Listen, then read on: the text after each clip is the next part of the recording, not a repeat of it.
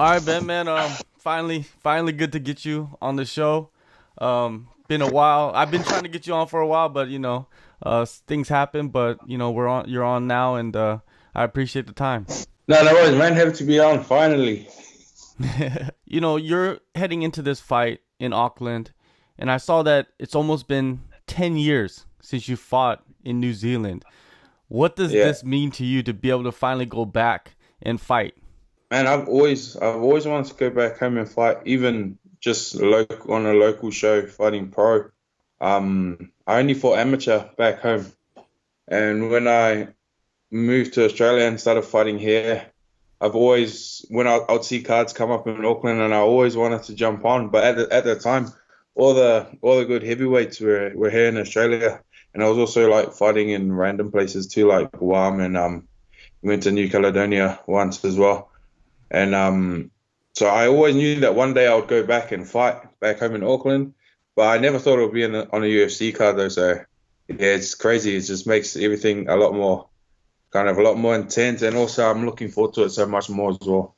Have a lot of people hit you up about tickets? Of course you can't buy their Yeah, tickets, but have they hit you up on about that?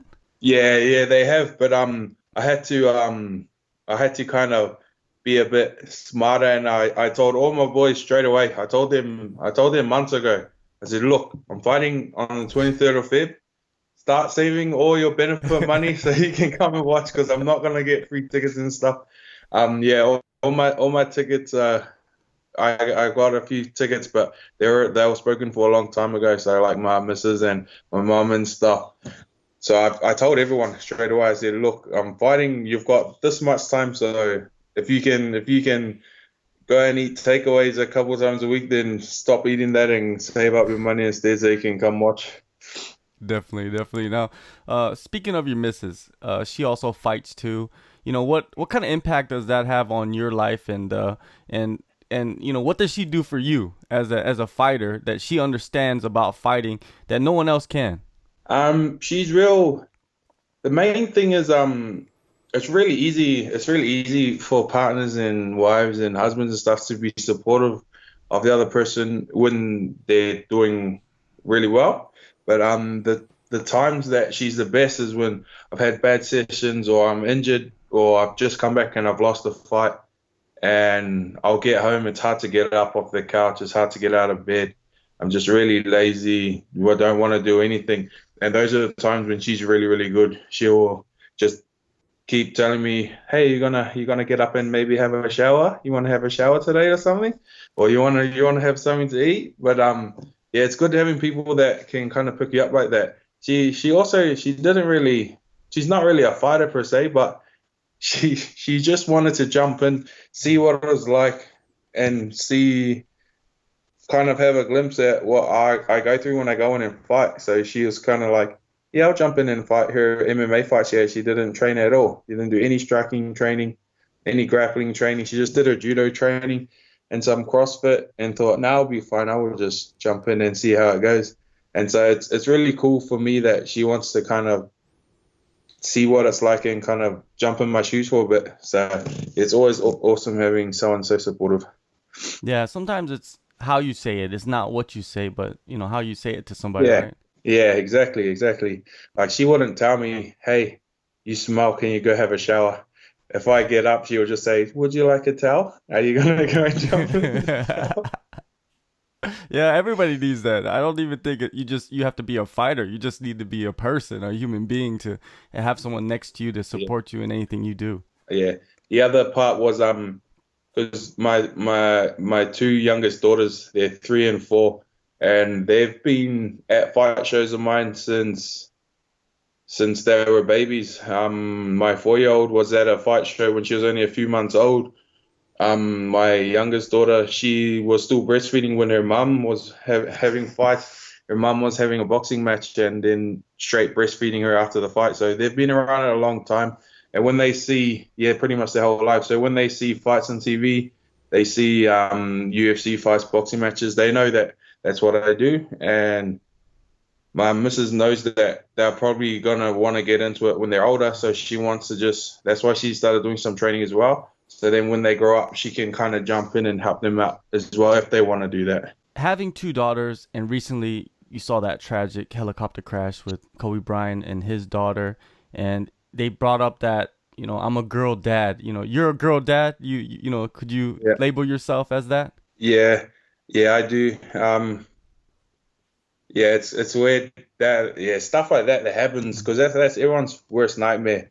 I wouldn't mind, it wouldn't be as bad for me if I knew that something really bad was going to happen to me, but if one of my daughters was with me at the same time, that would be the worst. So yeah, it's still even talking about it, even though it didn't happen to me, but still, any parents know that your kids are your life, and you always want to be able to protect someone as much as you can, and not being able to is kind of your worst nightmare. Yeah, even like me, I have a daughter too, and I don't even like watching movies where kids are like sick or they get hurt or like Yeah, like crazy stuff that's going on with kids. I just don't even watch it at all. yeah, yeah. I'll jump in. I wouldn't care if they had a team event and I could have a 5-on-1 UFC fight against five of the best heavyweights in the world. I'll jump in straight away. But I can't watch stuff like the Cold Case Files, and my missus Yeah. watches that all the time. And nah, I hate that. I get angry when she turns it on. I tell her to turn it off. I don't like hearing about that kind of stuff, man. I can't deal. Yeah, me too, man. Now let's go back to your UFC debut, back to the fighting. Greg Hardy in the fight. If people watch it again, they see you chasing the knockout. Why were you so set on putting him out with your hands? Man, so always two things when I fight anyone. The first thing is I want to know if they can hit me hard enough to put me to sleep, because I do want to get knocked out one day. I want to see what it feels like, but I want the person that does it to earn it though. They have to earn that. And so I felt a couple of punches from his, and he hit really hard, but I knew that he didn't hit hard enough to put me to sleep. And then the second thing is I want to just put you to sleep now. My head was in a weird space. My mate I just freshly come back from Thailand when I got the UFC contract, so it was a bit weird. I was over there with my friend Sai, and he was still in the coma, and I literally just fought exactly how he fights. I've cornered him so many times, and I lose my voice every single time because he just chases that one big shot, and I'm screaming at him to do the game plan. Same thing happened. My coaches were screaming at me for my game plan, and because I felt that shot go a bit close, and it was only centimeters away a couple of times. So I thought, nah, this guy's gone. If I catch him, then I'll get him. So I was just trying to, I just kind of didn't think, and I just chased that one shot the whole time. In that fight, there's also other controversy going on where, Hardy, he hit the inhaler between the rounds. Did you feel any difference after he hit the inhaler? No, not really, because I felt I usually don't really pick up how the other person feels, other than how much they don't want to get hit. I don't really pick up on their fitness or anything, because usually I'm the more out of shape person in the cage. So all I think about is my fitness, make sure that I can just keep pushing. And I was able to keep pushing the whole time. So I felt all right. And yeah, the inhaler really didn't affect me at all. I didn't think it had much to do personally, but it was the eye pokes that really messed up a lot of what I was trying to do, more so than the inhaler. Did the eye pokes? How long did the damage last for you after that fight was over? It's still going, man, and one of my Oh, eyes is still a bit annoying, but yeah, it was one of my eyes was a lot worse than the other, but my coach took a thumb straight back in his eye socket, so I knew what to expect, so I wasn't too worried about it. But it was just hard when you're fighting. Instead of seeing a person, I'm just seeing a blurry shape the whole time. It makes it a bit harder to try and set my distance and stuff like that. with the situation, with Sai and leading into the fight, and then there was a lot of the pre-fight banter and just controversy surrounding your opponent. Did that have any effect on you other than, the pre-fight banter mostly? No, not really. Probably one of my strongest aspects when it comes to my fight career is I'm always fine. Nothing really gets to me. And no matter the situation, I handle pressure really, really well. And even if I'm getting attacked from more angles, in the cage, I'm pretty good at keeping my cool and I'm keeping my calm. That's how I think that's the main reason that I'm pretty good at that is probably from a lot of my earlier fights when I didn't used to train at all. Then I'll end up doing 5 minute rounds with someone that's trying to grind on me. And if I couldn't keep my cool, then I would gas out straight away. So yeah, it kind of didn't have much effect. Um, Probably the biggest thing was just realizing that I was finally making my UFC debut, but it kind of didn't happen until I was right in the cage, and I was standing in the cage looking over at Greg, and then I looked down at my hands and I see the UFC written across my gloves, and that was the exact second that it kind of all kind of came to me, and I realized that I'm here now. So that was probably the biggest thing that affected me mentally for that fight. I know that that fight was somewhat short notice. This fight, you've had a proper camp. Your training has probably been Yeah, phenomenal. You've learned from a lot of the, from getting the octagon jitters and kind of getting the fight week over with. And now when you head into the next fight week, you know what's gonna happen. You know what's going on. How has the training been? You have three other guys training with you that are gonna be on the same card, fighting alongside you. It must be insane, the environment, the atmosphere. yeah, it's crazy. It's good and it's bad. Because you've got four guys that are just all pushing so hard. So the pace is always so high. The sparring sessions are really intense. But it's awesome because when one guy's having a bad day, it is three others just to pick him up, and we just keep pushing each other. Yeah, and it just creates like a real awesome vibe in the gym as well. All the guys, some guys not don't even have fights coming up, but they're just coming in to help us train, and everyone's just pushing everyone, and it's just an awesome atmosphere. I don't think I've seen our squad so packed, especially over Christmas, New Year's. We've still got so many numbers in at the gym just to help us train, so it's been really awesome. Yeah, when you walk into the gym and you see these guys wanting to be part of history, your history, Callum Potter's history, Jake Matthews' history, Jimmy Crute's history, does it kind of give you goosebumps? Yeah, kind of. And then again, the guys that are coming to help us train, I can see all of them fighting in the UFC or in the top organizations in the world one day.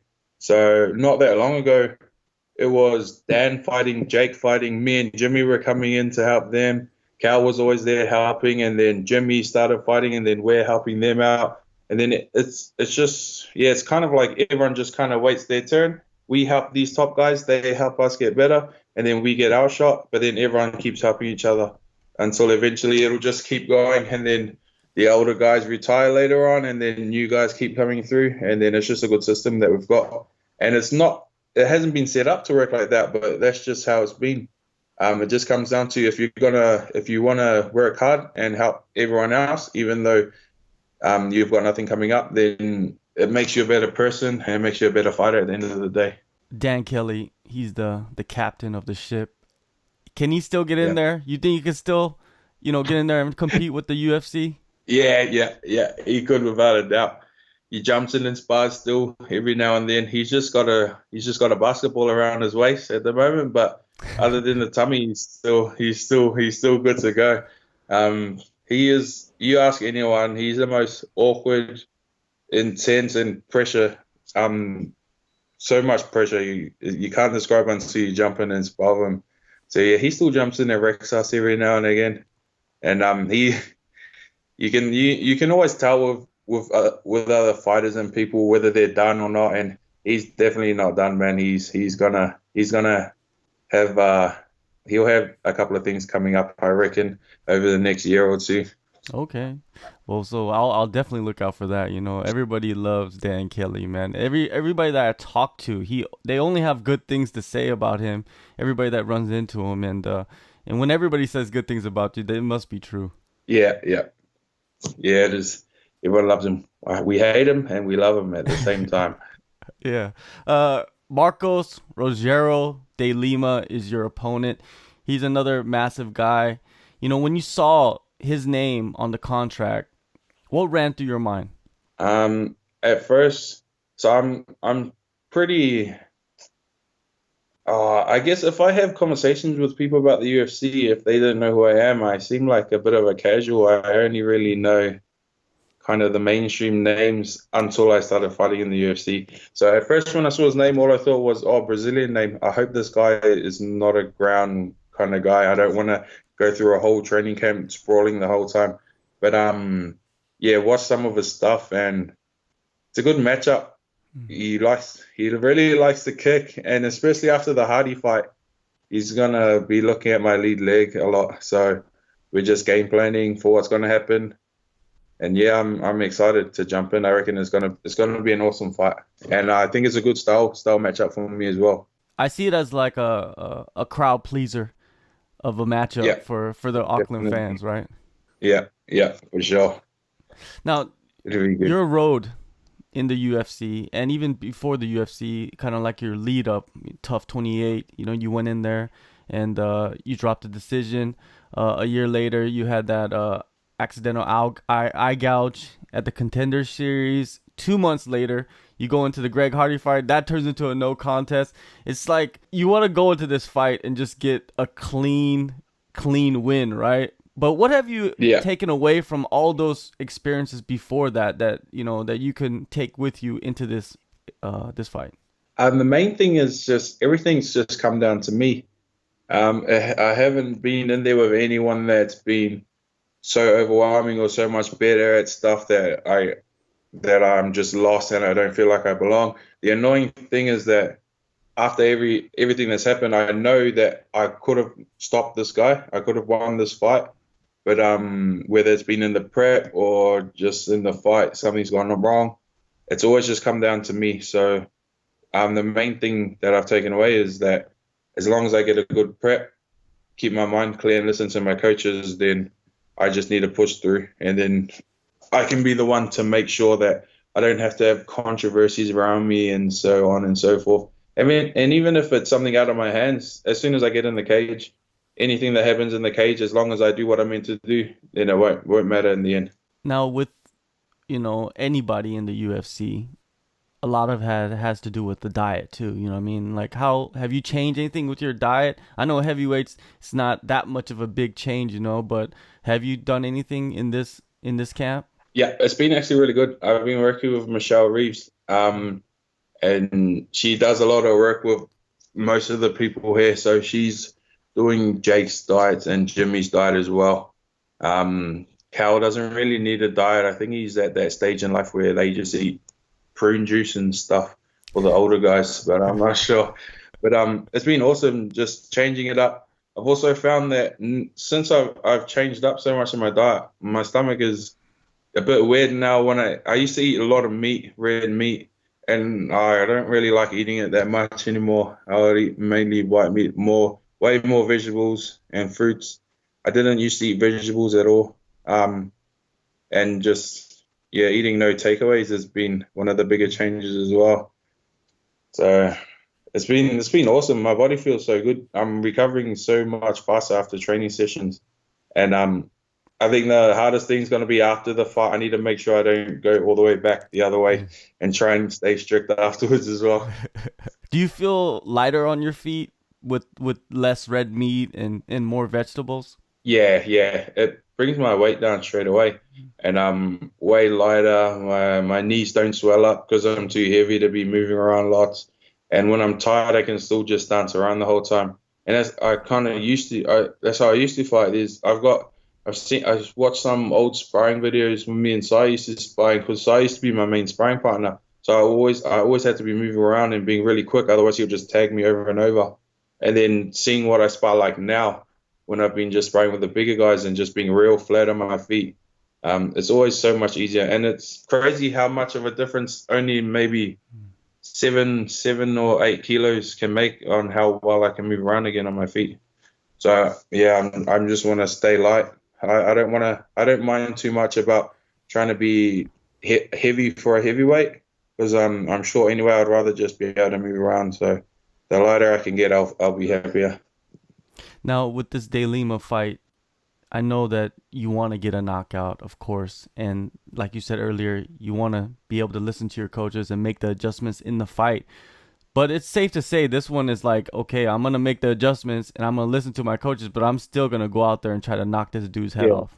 Yeah. So I'm just gonna go and I'm gonna act like I'm gonna try and just win all 3 rounds and just have a high pace for all 3 rounds. But like my coaches know, I know that if I get a good shot, it's gonna be finished. But I'm just gonna try and follow up a bit more in this fight though. So I just want to follow up more. Just because if you watch my fights, you see I just throw one shot and stop, throw one shot and stop. So I'll just pick up the work rate, and I found that most of my knockouts have come where I've just try to just follow the game plan and not try and just look for that. And I just follow the game plan, and then it always ends up coming. So that's yeah, it should come. One last thing before I let you go. There's different types of fighters all around the world. Do you consider yourself a prize fighter mostly, or do you consider yourself a martial artist? Um, I I do consider myself as a martial artist just because I always kind of will come across new things that other people do, and I'm always asking, Dan, can I do that? I want to try and learn how to do these things. Can I roll for leg locks, or can I do a spinning back head kicks? But end of the day, what got me here was no job. I had to pay the rent every month, so I had to try and find a fight every month. And when I was just fighting to get my family through everything, that's when everything was good. So I don't want to change that mentality too much. I need to fight, I need to win, and I want to try and fight as often as I can because yeah, I remember one year when me and Sai would have about 12, 13 fights each in a year, and we would always do really well just because we're not really fighting to become the best, or I'm not fighting to be the best in the world. I'm fighting for my family, and then that takes everything off the table. I just need to make sure I get in there, win, pay the bills, and then my kids can eat, and we've got a roof over our head. So I think that mentality works for me better. All right, man. Well, February 23rd, UFC on ESPN Plus 26, Auckland, New Zealand. Ben Sosoli is back in his hometown. Thank you so much, Ben, for the time, and hey, man, we're gonna talk again soon. Thank you so much. Awesome, man. Thanks, bro.